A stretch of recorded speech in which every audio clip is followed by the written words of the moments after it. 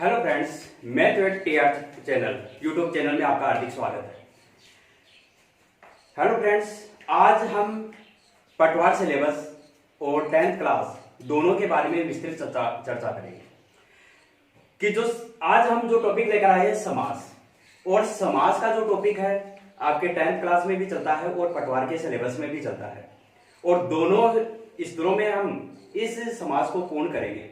और फ्रेंड्स, लगातार इस चैनल में बने रहिए कि शुरू से एंड तक इस चैनल को देखते रहिए कि ताकि हर चीज को हम बारीकी से इसका अध्ययन कर सके और आप हर चीज को सीख सके। तो डेट फ्रेंड्स, सबसे पहले हम बात करते हैं कि अपना जो टॉपिक है समास, कि सबसे पहले हमें पता होना चाहिए कि समास क्या है, कि समास क्या है, कैसे बना है, कि इसका शब्द क्या है, इसके बारे में हम बात करते हैं।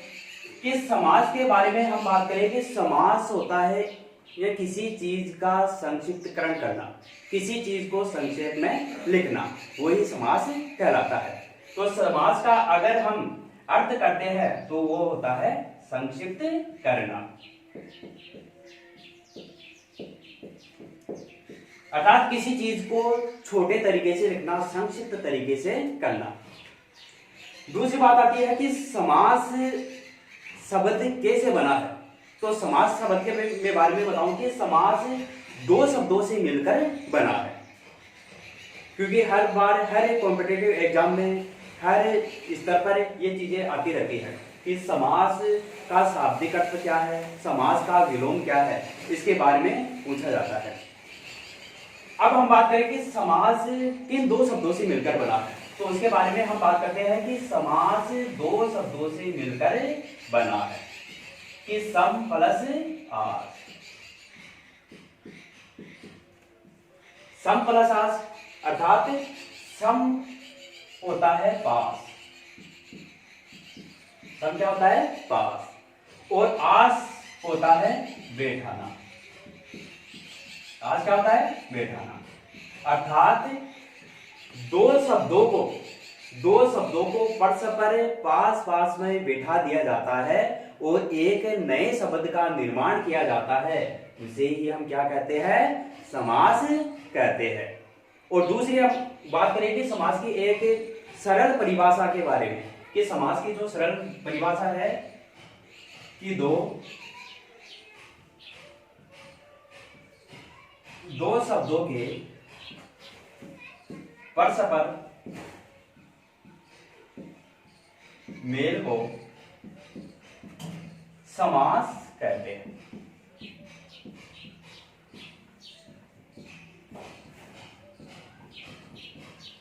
दो शब्दों के परस्पर मेल को समास कहते हैं। तो यह है एक सरल परिभाषा। और दूसरी परिभाषा हमने इनमें से निकाली सम प्लस आस, अर्थात दो शब्दों को परस्पर पास पास में बैठा दिया जाता है और एक नए शब्द का निर्माण किया जाता है। अब जैसे हम उदाहरण के रूप में अगर बात करें कि जैसे दही में डूबा हुआ बड़ा, दही में डूबा हुआ बड़ा एक विस्तृत वाक्य है, लेकिन इसमें क्या बताया गया कि समास में दो शब्दों को पास पास में बैठाते हैं और एक नए शब्द का निर्माण करते हैं। तो नए शब्द का निर्माण कैसे होगा कि दही और बड़ा, और बीच में जो शब्द है इनको हम हटा देते हैं। तो अब देखो फ्रेंड्स कि अब यह शब्द बना है दही बड़ा, यानी कि दो शब्दों को परस्पर हमने पास पास में बैठा दिया है, तो एक शब्द का निर्माण हुआ है दही बड़ा। जैसे दूसरे शब्दों की बात करें कि माता और पिता, माता और पिता,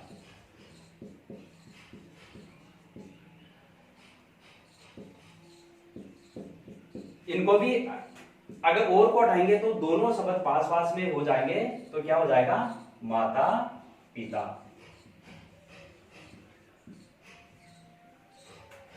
तो इस तरीके से समास के कुछ उदाहरण मैंने बताए हैं। इसके बाद में एक हर एग्जाम में ये भी पूछा जाता है कि समास का विलोम क्या होता है। तो समास का जो विलोम होता है व्यास होता है, कि समास का विलोम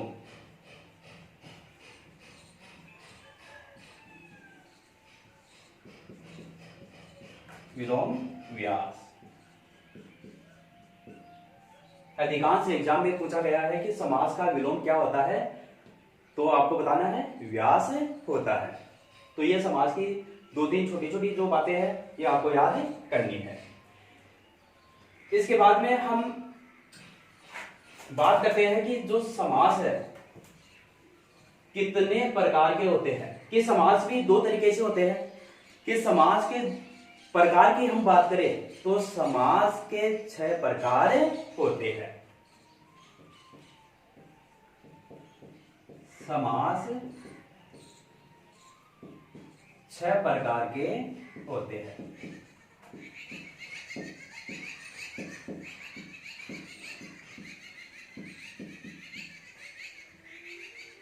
समास के प्रकार पूछे तो 6 प्रकार होते हैं, लेकिन प्रश्न ऐसे पूछा जाए कि पद की प्रधानता के अनुसार समास के प्रकार बताइए, तो उसमें आपको ऑप्शन मिलेगा 4 मिलेगा, 6 मिलेगा, 3 मिलेगा, जो भी है, यानी कि अलग अलग ऑप्शन मिलेंगे।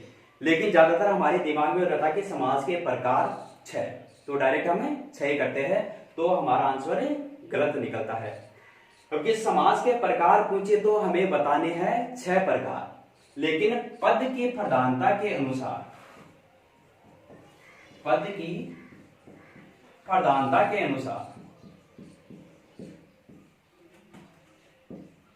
अनुसार 4 प्रकार होते हैं। पद की प्रधानता पूछे तो 4 बताना है, और समास के प्रकार पूछे तो हमें 6 बताना है। अब 4 कौन से है, 6 कौन से है, उसके बारे में भी हम बात करेंगे, क्योंकि हर एग्जाम में इस तरीके से पूछते हैं तो कंफ्यूजन होता है। तो हमेशा फ्रेंड्स ध्यान रखिए कि पद की प्रधानता के अनुसार पूछे तो 4 बताना है, और समास के प्रकार पूछे तो 6 बताने हैं। इतना समझने के उपरांत हम बात करते हैं कि समास के जो प्रकार है, कि पटवार के सिलेबस में 10th क्लास में वेरी इंपॉर्टेंट समास का टॉपिक बनता है, और अधिकांश समास के जो प्रश्न है वो बनते हैं। तो इसमें सबसे पहले हम बात करते हैं कि समास के प्रकार, कि समास के जितने भी प्रकार है उन प्रकारों को हमें पढ़ना है। तो ये नहीं कि 2-4 प्रकार पढ़ लिए उनमें से क्वेश्चन आ जाएगा, ऐसा नहीं, कि जितने भी प्रकार बनते हैं उन 6 के 6 प्रकारों के बारे में हमें पढ़ना है। तो अब हम बात करते हैं कि समास के प्रकार।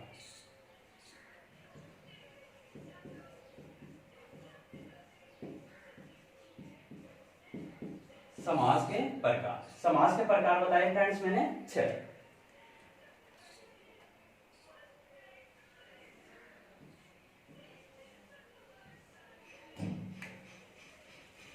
अब हम डायग्राम के माध्यम से 6 के बारे में अध्ययन करेंगे। कि पहला जो समास का प्रकार है वह है अव्ययभाव समास। कौन सा है फ्रेंड्स? अव्ययभाव।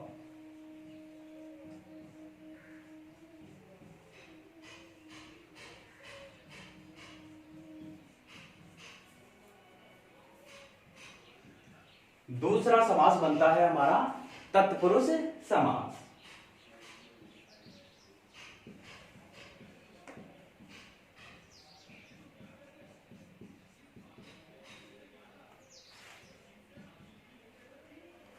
तीसरा बनता है हमारा द्वंद्व समास।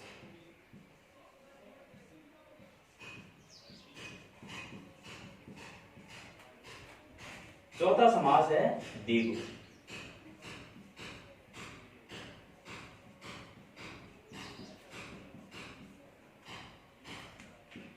और पांचवा बनता है हमारा क्रमधारय।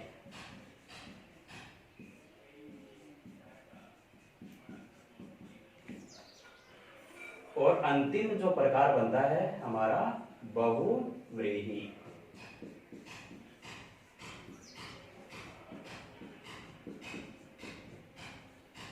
तो फ्रेंड्स हमारे समास के प्रकार हुए 6। अविभाव समास, तत्पुरुष समास,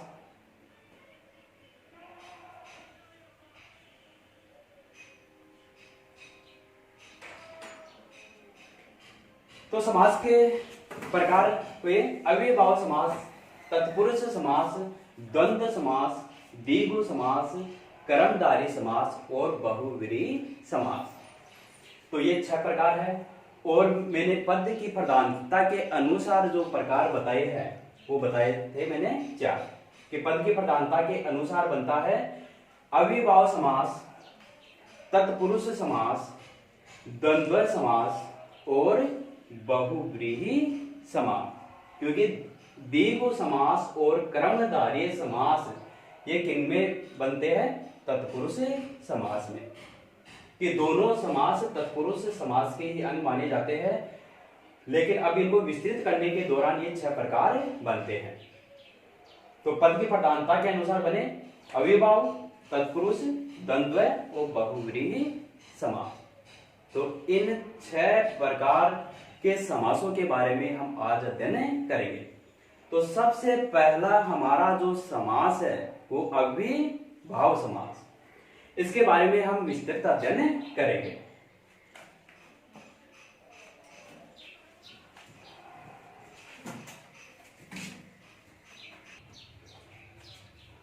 तो डियर फ्रेंड्स, अब पहला हमारा जो समास है अविभाव समास के बारे में हम विस्तृत अध्ययन करेंगे।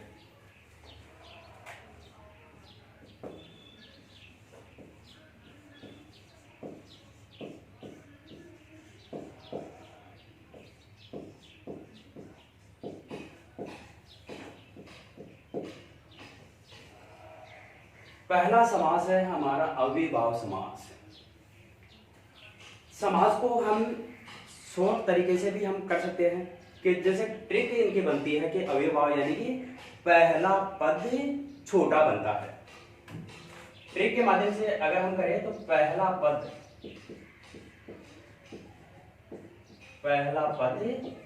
छोटा। अविभाव समास के बारे में हम अध्ययन करें कि अविभाव समास में कि प्रथम पद की प्रधानता होती है, कि प्रथम पद की प्रधानता होती है, उसे ही अविभाव समास कहते हैं। इस समास में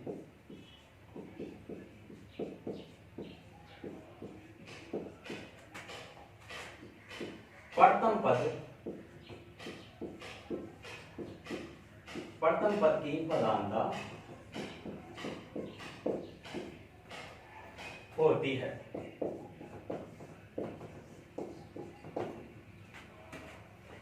उसे अविभाव समास कहते हैं।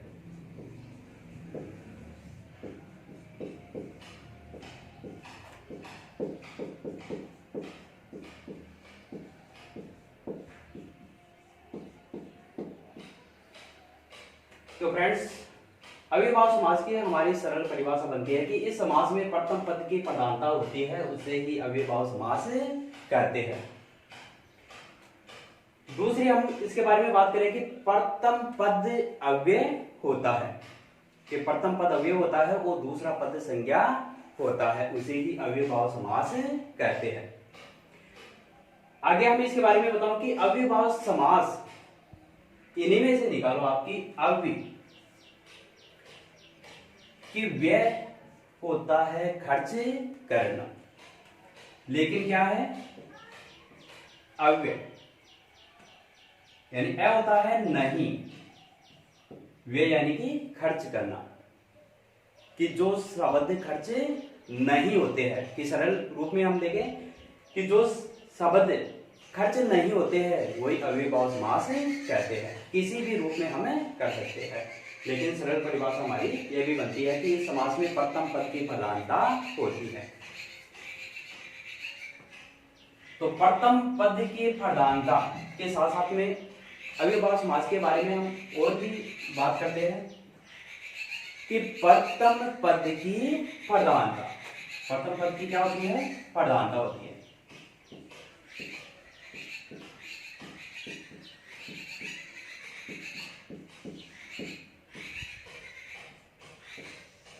प्रथम पद की प्रधानता होती है और इसके साथ में क्या होता है कि प्रथम पद अव्यय। मैंने बताया कि प्रथम जो पद होता है वह खर्च नहीं होता है, तो प्रथम पद अव्यय।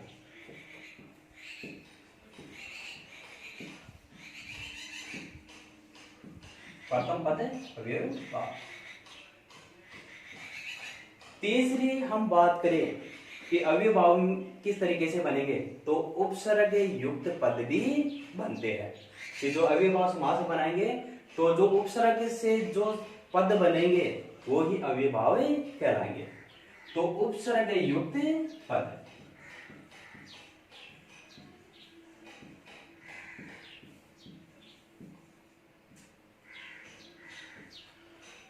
चौथी हम बात करें कि अव्ययभाव में और क्या चीजें होती है, इसमें पुनरावर्ती शब्द भी होते हैं। कि जो शब्द बार बार रिपीट होते हैं तो वो भी अव्ययभाव में आते हैं। कि ये नहीं कि इसमें केवल उपसर्ग ही होंगे, बल्कि शब्द बार बार रिपीट भी होते हैं, यानी कि शब्दों की पुनरावृत्ति होती है। तो पुनरावृत्ति युक्त शब्द। तो ये सारी चीजें अगर मिलती है तो प्रथम पद की प्रधानता देखने को मिले, प्रथम पद अव्यय मिले, उपसर्ग युक्त पद मिले और पुनरावृत्ति युक्त शब्द मिले, तभी हम मानेंगे कि इनमें अव्ययभाव समास है। अब कई बार शब्द बार बार रिपीट होते हैं तो समझ में नहीं आता कि यह कौन से समास में होगा।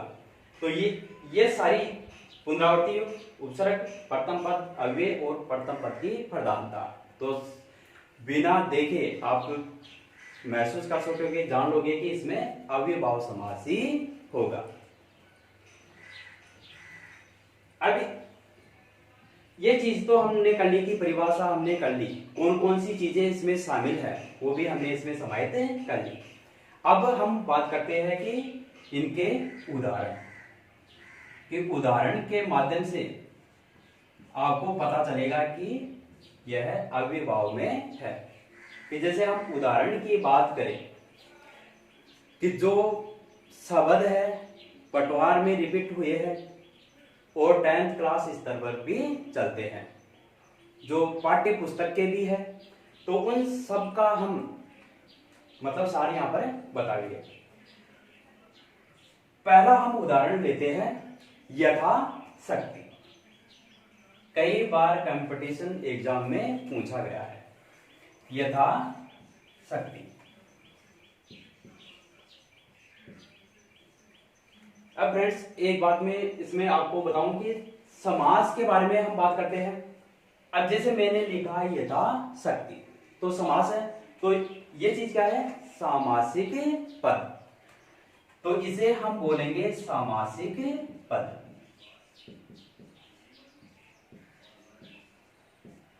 सामासिक पद क्योंकि समास का पद है, समास का पद या शब्द, तो सामासिक पद, इस संपूर्ण शब्द को हम सामासिक पद कहेंगे। दूसरा रूप अगर हम देखें तो समस्त पद भी हम कह सकते हैं,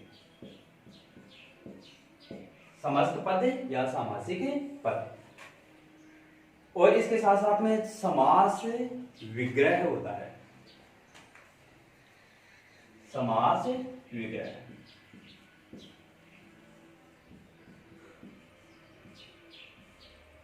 क्योंकि हमने संधि में पढ़ा तो संधि विच्छेद होता है, अलग अलग होती है, लेकिन यहाँ पर विग्रह है तो विग्रह भी अलग है।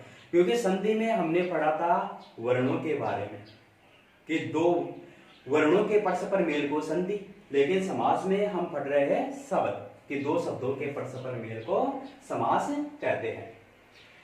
तो पहला हमने उदाहरण लिया है यथाशक्ति।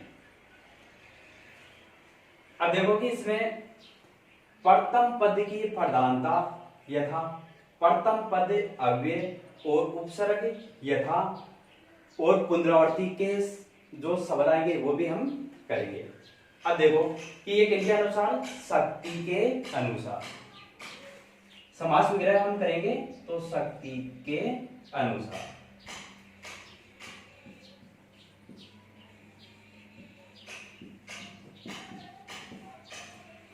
यानी यथा खर्च नहीं हुआ, या जो कुछ बदला है वह शक्ति के अनुसार ही बदला है। यथा जैसे है यानी कि खर्च ही नहीं हुआ, तो शक्ति के अनुसार, अर्थात हमने देखा कि पहला जो पद है वह अव्यय है जो खर्च नहीं होता है, अर्थात हमने दूसरे शब्द के अनुसार हमने बदला है। तो क्या समास विग्रह किया, तो हमने क्या किया, शक्ति के अनुसार। अब हम आगे उदाहरण के बारे में करेंगे।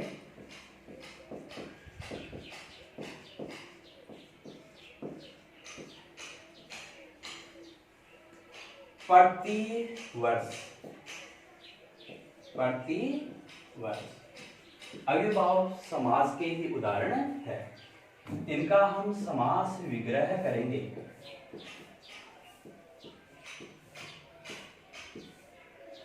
प्रतिवर्ष, तो जो कुछ बदलता है इसके अनुसार ही बदलता है, तो इनका समास विग्रह करेंगे। तो वर्ष, वर्ष।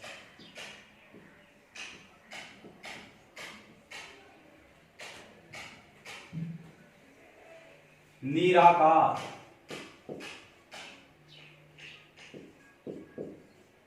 निराकार। 10th क्लास में संत पीपा जो पाठ है उस पाठ में है निराकार, उसमें से लिया गया है। तो निराकार है जिसका आकार नहीं हो, ये समास वगैरह करेंगे तो इनका बनेगा जिसका आकार नहीं हो।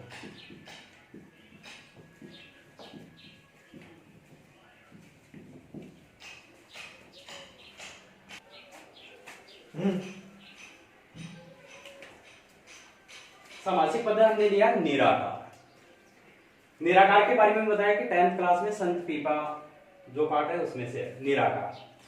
तो इसका हम समास विग्रह करेंगे कि जिसका आकार नहीं हो, यानी कि प्रथम जो पद है वह खर्च नहीं होता है, जो कुछ बदलता है। अभियोग, अभियोग जो कुछ बदलेगा इनके अनुसार प्रथम पद तो अव्यय जो खर्च नहीं होता है। योग के योग्य, योग के योग्य,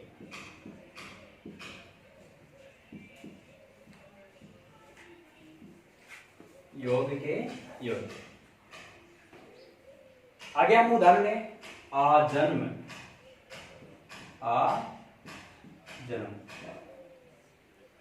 प्रथम पद अव्यय, जन्म पर्यंत, इनके अनुसार कि जन्म पर्यंत।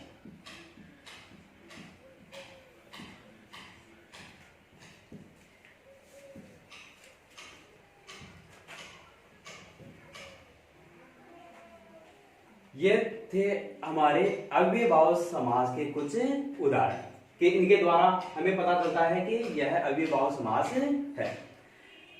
अब एक हमने बताया कि पुनरावर्ती शब्द, पुनरावर्ती युक्त शब्द भी आते हैं कि जैसे लूटम लूट, लूटम लूट।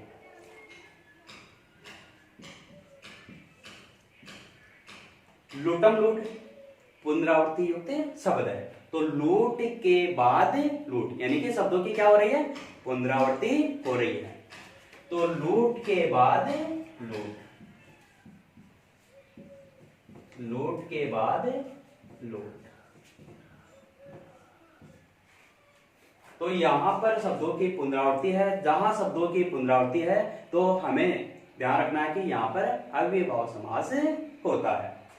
आगे हम उदाहरण फूटम फूट, फूटम फूट, फूटम फूट पुनरावृत्ति है। फूट के बाद फूट, फूट के बाद फूट।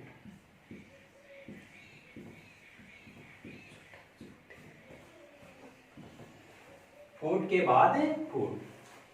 तो इस तरीके से हमारा अव्ययभाव समास खत्म होता है।